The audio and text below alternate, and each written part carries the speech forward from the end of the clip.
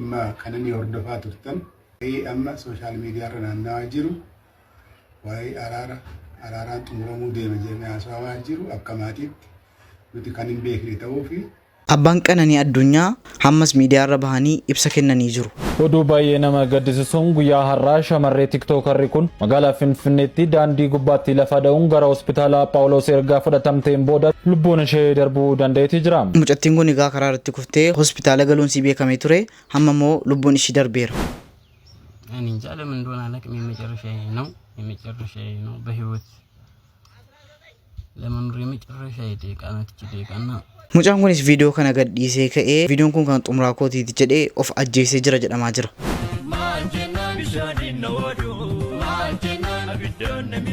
Qaalitti maal taate sa'aatii tobbatamu keessa akkas maraachuun maa inni? Assalaamu alaikum warahmatullahi wabarakatuh. Faaxumi Qamaru, Najaat, Boontu, Mariyaa, Fatiha, Amina, Ummi, Zubayda, Asna, akkam jirtu? Sakiinaa, Misraa, Zeenabaa. Baqa warra haftan jechaadha. Warri haftan koomenti jalatti naaf barreessa akkam naaf jijjirtu. Isin jalaa bareetan jira kunoo seechi akka dubbiin koo bultii kudhaniin taatee maqaa durbaa qofa waamnaan immoo jarri Maammadoo natti Maammadoo Abdi Abdurrahmaan Abdurrazaaq akkam jirtu isinis Madam Qamamochi jara durbaan na laala jedheetan maqaa jara waamee warri maqaan keessan keessa jirtu meemee ana jedhaa meemee maaliifuu maqaan irraanfadhe hedduutu jira garuu immoo yaa'u babarreessaa video tanuti isinii waama afootuna jedha maaliifuu akkam naaf jijjirtu maqaa waamuutiin gore miti akka tokko immoo walgatuun kun isiniif ta'eera natti fakkaata nama biraa bira dhokattanii deemaa jirtu jedhan ati fayyuutu nama biraa biratiin siyaare maaliifuu har'a viidiyoo bohaarsa bashannis kan ittiin fataazanaa jennu wallaahi isuma dhugumaa si yaadeera wallaahi warri na yaaddame koomentiir si yaanneerra jedhaana barreessa warreen mugari chaanalii kanatti harbaalusun chaanalii kan subscribe naa godhaati onnee koo tuqaasinii galee viidiyoon kun yoo na jalaa qabbanaa ta'e akkasumas isin jalaa babbaduun koo na oolu maaliifuu viidiyoo kana hundi keessanuu moqqe godhaati laayikii 5,000 kuma dhibba lama inu ga'a viidiyoon kun viiyuunsa 10,000 garuu wanta qabdan sheer gochuun dagatina gara viidiyoo jamaa marqaan kun biyyeessaa jedhara. Sanii buna wal waamu ollaa firrini ciisa goraati tolchaa wal jala seenna cimee qorrini yoo maxaddoodha yattee. Abeet.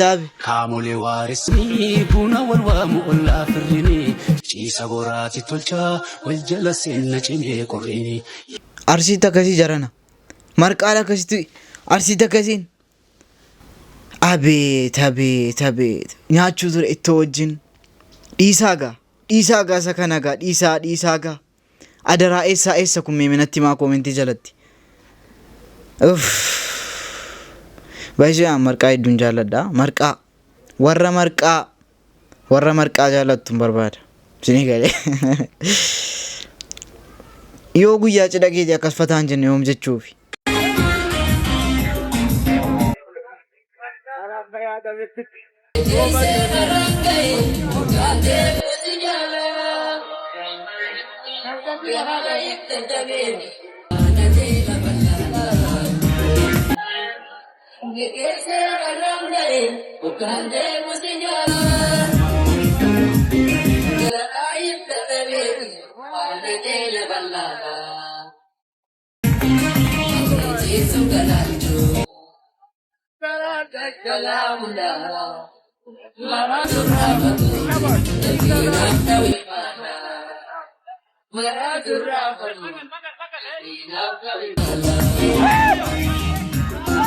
Akkasi gaafa mataan si deemee fuutu akkasitti sirbita si galee ajaa'iba wallahi kunoo mishirraan akkasitti qawwatee mushirraan garuu yeroo akkasii namatti hin tolu tokko jira malee kan fajajee dhaabatu suuraa kaasuudhaan yoo jechaadha rakkanname aan fakkeenyaaf suuraan kaasa cidha irratti jechaadha tokko dhunga dhumeeme jennaan bayin dhunga dhuraan jedha baay'isuma dhugumaa jechaadha garuu gizee akkasitti fataa jedhu immoo ajaa'iba boo.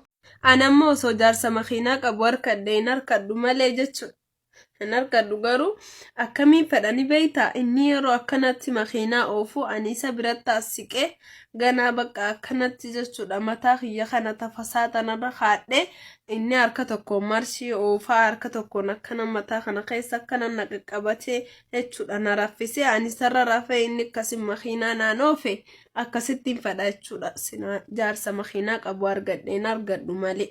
والله كسيتين بد جروتي جهيسات كسيت أوتوركني أكنا ما جنة أركتت إلا لنا فكرت والله لازم بتأمل تنزل أكس ما إني إرجعت ماكينة سوفتهدو ماكينة سوفتهدو تأتهو دبرتوني اسمه لقوا ماكس ماكينة جالتو قربان تو كدبرتوني قوم مارو مارجنان جده قوم مارو متأجرسيب نان جده بكا مالوا تو أديم ومالي جده لا إله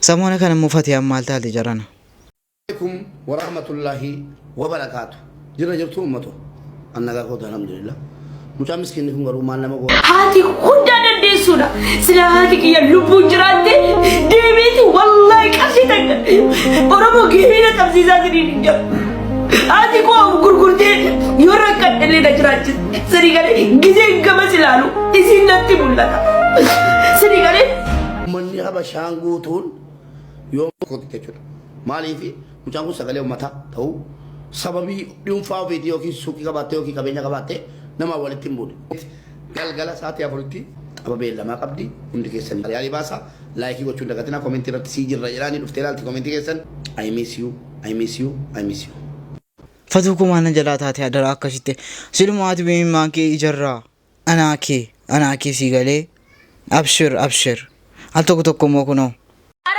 مبارك جاتون إجاكوت hojjete ra jedhamu video si hojjete koi ni dalla koi hojjete gani koi meje wala kan sattu koi yo hojjete rabbi baase no jenne taana nafo video maakida hojjete meyi fuudhanii akkanabbaranii gadhiisan video ni maakida hojjete mucattiin kun maal isin goote isa jedheyi isa maakida hojjete anarratti akkanabbaranii gadhiisan koi commenting koi lubu koi kataje koi commenting gutu no gete gani koi searching gole meje wala kan illa mubarak koi gutakati blok na godhe wajjira bakka inni mubeen inda akka haadhaatiin harkarraa waa'ee gabara akkasii digaa samoona kana girgirrii wayirra jirti jechaadha abshir sigalee Oduu baay'ee nama gaddisiisuun guyyaa har'aa shamarree tiktookarri kun magaalaa Finfinneetti daandii gubbaatti lafa dha'uun gara hospitaala Phaawulos erga fudhatamteen booda lubbuun ishee darbuu danda'eeti jira. Maqaan ishee Beeteleem Abbii kan jedhamtu yoo ta'u lubbuun ishee osoo keessaan bahineen dura akka jettetti dhalattuu magaalaa Shashamannee naannawaa masgida Hamzaati jetteeti jirti. Kanaafuu reeffi ishee yeroo ammaa hospitaala Phaawulositti kan argamu yoo ta'u namoonni maatii ishee yookiin namoota isheetti dhiyaatan beektan odeeffannoo kana maatii ishee biraan akka geessan jechuun gurshaa peejing egaa akkuma asirratti argitan hedduu tokko garaan nama nyaatti maatiin arganii nutti fakkaata kana malees immoo mucaan tokko tiktookii dhuma kanarratti bahee waan tokko ergaa dabarsee ka'ee lubbuun isaa darbee jedhamaa jira meemee salaallee walitti deebina ልጅ ይሄን ቪዲዮ ከሰራ በኋላ ራሱን አጠፋና አንዴ ላሳያችሁ ቪዲዮ ሰላም እንዴት ናችሁ እንዴት ነው የሆነች ነገር ለማለት ፈልጌ ነው ማለት ያው እኔን አስቀምጬ ማለፍ አልፈልኩም ግን ደግሞ ግዴታ እኔ እንጃ ለምን እንደሆነ አላውቅም የመጨረሻዬ ነው በህይወት ለመኖር የመጨረሻዬ ደቂቃ ናት እቺ ደቂቃና እቺን ደቂቃ ይህን ሀሳቤን ሼር ማድረግ ፈለኩኝ አንዳንዴ ከመኖር ይልቅ አለመኖርን መመርጥ ሰው የሚመርጡ ሰዎች ወዶ አይደለም በቃ ከባድ ነው በጣም ከባድ ነው እና እኔ እስከዛሬ ቆየሁት ለእናቴ ነበር እኔ አቻልኩም በቃ እናቴን ይቅርበኝ ነው ማለት በቃ ደህና ሁኑልኝ ምክንያቱም ልንገራችሁ አንዲት ልጅ ተዋደው ይሁን ምን ይሁን አላቅም ባጃጁን ሽጦ አረብ ሀገር ይልካታል ያለው የሚተዳደርበት እሱ ነበረ ተስፋው ከና እናቱ ጋር አብሮ ነው የሚኖርና ባጃጁን ሸጠ ላካት አረብ ሀገር ጣሰችው ራሱን አጠፋ በቃ ሴቶች ግን እንደዚህ አይነት አይምሮ ያላችሁ ሴቶች ግን ምናችሁ ነው የሚያስባችሁ? ምናችሁ ነው የሚያማችሁ? እግዚአብሔር የአንድ ልጅ 20 ምናምን ዓመት ይኸው ሆና አስቀረሽው። አሁን ምን አይነት ህይወት ነው የምኖረው? ልትኖሪ ትችያለሽ። እሱ በላክሽ ገንዘብ አረብ ሀገርም ይሁን ምንም ይሁን እዚህ መተሽ ልትኖሪ ትችያለሽ። በኮንፊደንስ ትኖሪያለሽ። ሰርቼ ያመጣሁት ነው ገንዘቤ ነው ላቤ ነው ብለሽ ትኖሪያለሽ። በዛ ገንዘብ ቤተሰብ ታስተዳድሪበታለሽ። በዛ ገንዘብ ልጅ ወልደሽ ታሳድጊበታለሽ። ምን አይነት እኔ እኮ አንዳንድ ጊዜ ይሄው በቃ ሆና አስቀረሽው። እናቱን አስለቀስሻት። ስንት ሰው አነባ። ልጁስ ይቀበራል ያልፋል። ኧረ እባካችሁ አንዳንዴ የምንወስነው ውሳኔ ስፔሻሊ ሴቶች እግዚአብሔር ይሄን ያህል ተጨካክነና ምን በደለሽ? ይሄ ልጅ ቢያንስ ገንዘቡን ሰርተሽ ከሰጠሽ በኋላ ከጂው የሰው ልጅ ራሱን እስኪያጠፋ ድረስ ምን በደለሽ? ይሄ ልጅ እንለወጥ ብሎ ባጃጁን ሽጦ በላከሽ። እሱን ግን ነፍስ ይማር እግዚአብሔር። ያው ያደረገው ነገር በጎ ባይሆንም ቢጨንቀው ቢጠበው ነው በቃ መናገር እስኪቀበል ድረስ። አንቺ ግን ፈጣሪ ያለ ፈጣሪ ያይልሻል እግዚአብሔር። ሄክ ሼር ኮፒ ሊንክ አድርጉት። አንዳንዴ ሴቶች በጣም ነው የሚገርሙት እግዚአብሔር። ለማንኛውም ይመቻችሁ። tokko wanti hariin dhuguma ta'uu dhiisuu danda'a. Mucaan kun akkasitti baajaajii isaa gurguree mucaa tokko biyya alaatti ergedhan. Ishiinuma achi dhattee kaaddeenii jedhamaa jira. Kaaddeenaan mucaan kun of balleessee waan argi jedhamaa jira. Hedduu tokko nama gaddisiisa garuu wanta tokko immoo osoo sirriitti hin beekin murteessuun cimaadha. Hedduu tokko nama gaddisiisa. Hundi warri dhimma kananii hordofaa turtan nagaa fayyaan sin haa ta'u jecha waa'ee amma sooshaal miidiyaa irra naanna'aa jiru waa'ee araaraan xumuramuu deema jennee haasa'amaa jiru akka maatiitti nuti kan hin beekne ta'uu fi akka maatiittis keessa kan jirre yeroo ammaa akka keessa hin jirreef kan miidiyaa irra deemu kun kallattii tokkoon kan deemu ta'uusaa akka hubattanii fi gama biraatiin dhimmi kananii dursarraa qabee akkuma beekamu akkuma yeroo darbee ibsaa turretti gar tokko moggaa ta'uu qabatee qorannaa sirriitiin kan hin gaggeeffamne ta'uu maatiin kan itti amanu ta'es hanga ammaatti haqni kananii dhiigni kananii kan hin baane ta'uusaa akka hubattan isin gaafannaa jechuudha. Ammallee taanaan wanti beekuu qabdan dhimmi kananii ganaa kan hin qulqulloonee fi qaamni dhimmi ilaalu sadarkaadhaan jiru qulqulleessuuf fedhiin agarsiisaa jiru baay'ee laafa ta'uuf haqa ishee baasanii karaa dhugaarratti walitti fiduu irratti baay'ee bal'aan kan dubbatameef qaamni seeraa keessumaa ministeerri haqaallee lafuma harkisuu alatti itti bu'ee dhimma kananii irratti dhugaa jiru kana jedhee yakkamaa seeraan gaafachuu irratti baay'ee laafina guddaa kan agarsiisan ta'uu akka hubattan barbaadna. Gara maatiitiin itti deddeebinee gaafannullee hanga ammaatti dhugaan arganne kan hin jirre ta'uuf abbootiin gadaas kan itti deemaa jiran gurbaa baasuutti kan duufe malee dhugaa kananii baasuu dura irbuu jedhanii irbuu sanii nuti xumura irratti malee irbuu dura wanti qulqullaa'uu qabu akka jiru maatiin irratti walii gala jira. Kanaafuu irbuu araaraa ammayyu kan maatiin walii gala maatiin kananii kan hin beekne ta'uu akka beektan isin hubachiisaa jechuudha. Akkuma dhageessan egaa hammas miidiyaarra bahanii abbaan kun iyyataa jiru. Abbaa kana rabba laaluu fi yeroodhaan bahanii haqa mucaakoo jedhaa jiru. Hammas haqa mucaa keessanii rabbi isiniif baasu jennaa. Hedduu tokko nama gaddisiisa. Gaddi isaanuu keessaa ba'us abbaa keessaa mallee jira akkuma argitan jechaadha.